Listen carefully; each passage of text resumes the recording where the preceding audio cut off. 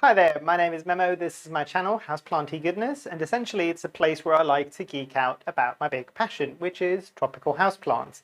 So today I want to talk about a type of plant rather than a specific plant. However, in front of me you might be able to see kind of as it's trying to attack me, my Begonia Amphioxus. And let me pick it up and I'll show you its size and we can talk a bit more about the topic of this video, which is Begonia care.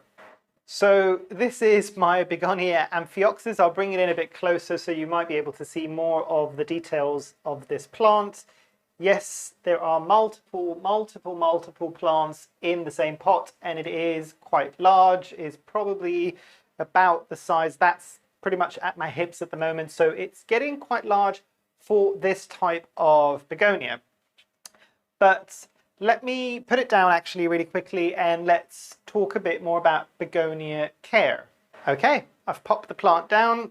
Let's talk a bit more about overall begonia care. At least this has been my experience with most begonias. I will caveat this straight off the bat saying that I have not got too many of the truly fussy begonias. I'm looking at the Begonia Darthvaderiana, and I'm pretty sure I've butchered that, but the Darth Vader begonia essentially, which is almost entirely black leaf and a gold ring around it. Very beautiful. If I could ever find one that was at a decent price, and I'd say I'm maybe a bit braver of trying it at the moment, then I would definitely want to attempt doing it, but I know that one specifically can be quite temperamental. Saying that though, I do have the Begonia melanobulata, which is similar to the Begonia ferox, which is the one with the spikes, and if I have an image, I might put it over this begonia so you can see an image of that. Very cool begonia. That could also be a bit temperamental at times, but that one, I'm pretty much giving the same care that I'm going to talk now generally about begonias. So let's talk about the two different main types of begonias as I'm aware of them. So there is Rhizomatous begonias and there is cane begonias or stem begonias.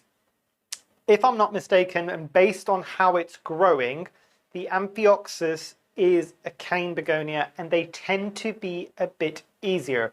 A lot of, but not all I don't think, a lot of the cane begonias tend to have that angel wing shaped leaf, so it's kind of a bit more like an angel wing basically, essentially. This one is slightly different because it's got the 2 points on either side, and that's where the name comes from, is the Amphioxus, so the 2 points, that's essentially what the name is saying there. But those, in my experience, tend to be easier to care for than the Rhizomatous begonias, and the Rhizomatous begonias tend to not have so much of an upright growth pattern, but they tend to be a bit more scrambling, if I'm not mistaken. So that you won't ever necessarily get a huge height from them, but they will get wider essentially. So a good example of this would be a lot of the Rex begonias, the very colourful begonias with the very ornate leaves, tend to be Rhizomatous begonias. Those tend to be a bit more challenging. So if you're getting into begonias right now, I would say start with a cane begonia, a nice, simple, easy cane begonia that has become a lot more widely available, at least in the UK and Europe. As far as I'm aware, I'm not sure about other parts of the world, is something like the Begonia maculata whitei, which is again the one with those kind of angel wing shaped leaves that is in an upright manner. It's got a red back and it's got white dots on the leaves. That to me is probably one of the easiest, kind of more interesting begonias to grow. Then you could potentially go for a very standard Rhizomatous begonia and see how you get on with that. I'll talk first about what care I give for the cane begonias, and I'll also mention along the way if it's similar for the Rhizomatous begonias and maybe what is slightly different at the end in its own section for the Rhizomatous begonias.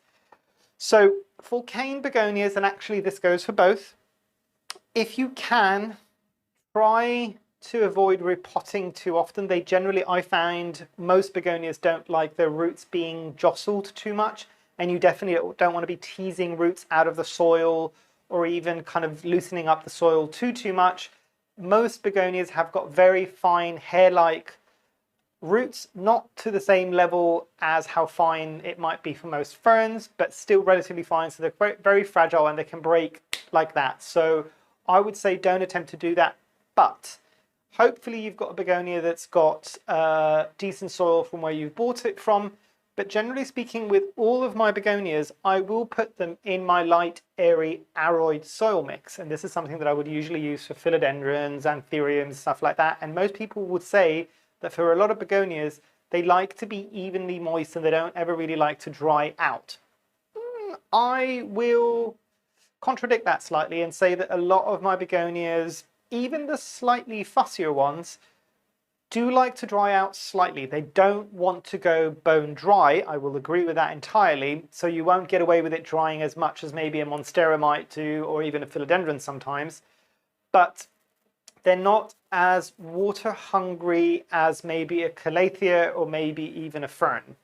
But it's that kind of slightly lighter level of water hunger essentially, but still a light airy soil mix for most plants, and I'm pretty sure maybe the only plant that wouldn't like it, and actually even they like a light and airy mix, is carnivorous plants. But if you can add perlite or anything else to make your soil nice and fluffy and airy, that would be good. Again, remember where these plants are coming from. They're coming from tropical jungles where there's a lot of leaf matter on the ground, so that's one thing to remember.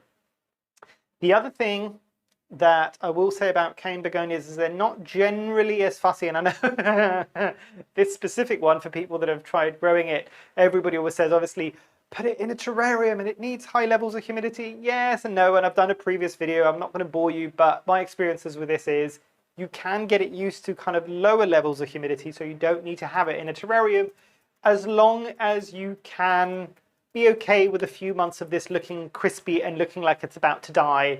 And eventually it gets the hint, it's not going to get that high level of humidity, and it just starts growing completely fine in the environment that you've got it. Obviously, I'm not talking about very, very dry, arid conditions like maybe you might get 20 or 30% humidity that you might get in some desert locales. But for most people in regular household humidity, that should be fine. And they will do okay. Most cane begonias will do okay. The Rhizomatous are slightly different with this. I find with the Rhizomatous begonias, the more humidity you can give them, the better. So if you don't have, I'm obviously in my conservatory and I generally have relatively high levels of humidity in here, but if you can't do the same thing in your house, you don't necessarily need to have it in a terrarium, and I'll come back to the terrarium growing in a moment, but you could have it near other plants and it can get the benefit of having humidity around it from other plants, because as the other plants transpire, they will create a more humid microclimate around your begonia. Or if you've got something like a humidifier, get it near a humidifier, or maybe get it in a kitchen where generally there's steam from the cooking, or even a bathroom. Just make sure. A lot of begonias don't like to get, especially the tropical houseplant varieties, don't like to get cold. So if it's in a bathroom, just make sure that it's not a bathroom that gets very cold throughout the day, especially now that we're in the winter months. In terms of fertilizing for both types of begonias, I would fertilize them the same way that I would with most of my other plants. So once every second or third watering, again, depends. I might pull back slightly in the winter time, but to be fair, most of my begonias in my environment keep on keeping on essentially even in the winter. So I still keep fertilizing them.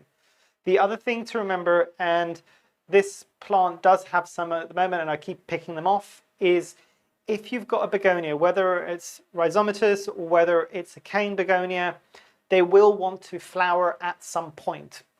Now, most of their flowers tend to be insignificant, and it doesn't tend to be the reason why you're growing that begonia. It tends to be more for the foliage. As with most things, if something is flowering, a lot of that energy is going into producing and sustaining those flowers. So the thing you need to remember there is, and you need to make a decision, I will usually pick out most of the flowers from my begonias because I want that energy to be focused on growing more leaves rather than growing more blooms. But that's just my opinion on this. You could leave the blooms if you find them really interesting. And I'm thinking of the Begonia Tamaya, I think it is, where the blooms are very beautiful and it's part of the allure of that specific plant. Obviously with that one, you'd want to leave the blooms on there. It just means that it might slow the folio growth down a bit. But with most of the rest of them, I'll just pick them off because I want to be looking at the leaves. I don't want to be looking at very small, insignificant blooms. They don't have a scent. They're not particularly interesting. I just take them off. But for most cane begonias, that's pretty much it. They don't need any specific water. Give it a light, airy soil mix. Give it a decent level of light. So essentially bright indirect light I find works best for most of my begonias. Yes, some of them can take slightly lower light levels, but then you have issues of trying to balance out the water. It might stay wet for too long. You might get some root rot. So give it bright indirect light if at all possible, and they will thank you for it. The thing to remember now when we're talking about the Rhizomatous, and I'll wrap this up with the Rhizomatous comment here, is when you're giving it higher levels of humidity, and this is a problem that a lot of people come across, especially when they're using things like cloches or even terrariums. And I know one of my all-time favorite plant YouTubers is Rachel with heart-shaped leaves. And if you've never experienced Rachel and her channel heart-shaped leaves, definitely go and check out Rachel. And I think there's a few episodes there with Casey. I love both of them to bits. But I know sometimes when you've got something like a begonia, especially the Rhizomatous begonias, and this isn't just for begonias, this holds true for a lot of plants, in an environment that's got very high humidity, that has got no airflow, so stagnant humidity, you will start getting things like powdery mildew or kind of something that looks a bit like mold on the leaves, that for a lot of begonias, especially the smaller ones, especially some of the Rhizomatous, could get so bad that it could potentially kill your plants. So if you're going to be using something like a terrarium, remember to air it out every so often. And if you're using something like a cloche, you might want to crack it up slightly so it's not just entirely in there, and so it will allow some fresh air to come in and create a bit of movement as well. If at all possible, and you're giving something high humidity, and I'm thinking of all these IKEA cabinets, and I think a lot of people have already clocked onto this and they're already doing this, get a bit of a fan in there to essentially make sure that that air is moving and it's not stagnating at that high level of humidity. And I think that's the main thing that I want to say about begonias. For me, they have not been particularly fussy plants. I know certain people do struggle with them, but it is one of these plants that I would highly encourage you to do a bit of research if you really truly want to keep it happy and want to keep it growing in a good fashion and have a plant that's surviving with you for a long time. This specific begonia that I said is multiple begonias because I keep chopping it back and rerouting it, and I've just grouped it all into one pot because at some point I was watering 6 or 7 different begonia propagations. I'm just like, no, it's too many plants already. Let's put everything in the one pot. It's just giving me a fuller plant. But with begonias generally, you kind of really need to give them the kind of conditions that are favorable to them.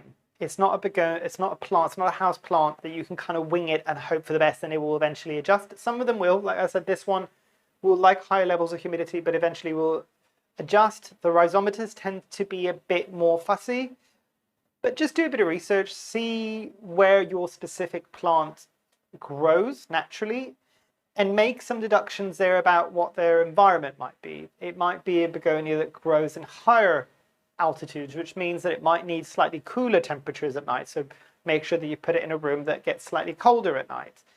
Things like that are going to be highly, highly important in terms of how you're going to care for your specific begonia. And again, as I said previously, this holds true for most plants. Do your research about your plants. Even in an ideal world that everybody should be doing the research before they buy the plant and bring it into their environment so that they know that they can provide the care that that plant needs. I know that's not always true. So even if it is after you've bought the plant, do some research and see what conditions this plant should be used to. But yeah, I think I have prattled on for quite a while. Hopefully you have found this useful. If you've got any questions, comments, as always, drop them down in the comments below. I'd love to have that conversation with you. And yeah, hopefully you've enjoyed. Hopefully I shall see you here soon. And I truly, truly hope that you have a great rest of your day. Thanks. Bye.